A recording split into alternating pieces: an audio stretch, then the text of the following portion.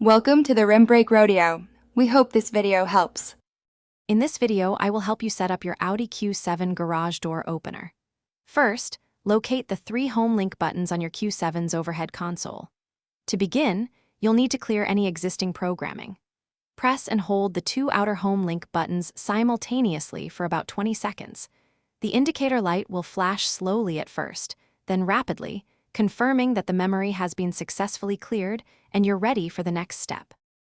Now, let's program a new remote. Take your handheld garage door remote and hold it 2 to 5 inches away from the home link buttons in your Audi Q7. Simultaneously press and hold both the desired home link button in your car and the button on your handheld remote. Continue holding until the indicator light flashes slowly, then rapidly. This rapid flashing confirms that the signal has been successfully learned. If your garage door opener uses a rolling code system, there's an extra step. Go to your garage door opener motor unit and locate the Learn or Smart button. Press and release this button.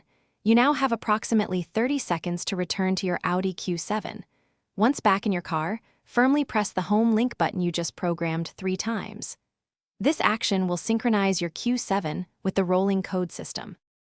Finally, it's time to test your newly programmed home link button.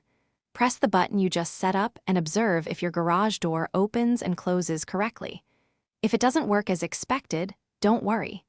Simply repeat the programming steps from the beginning, paying close attention to each instruction.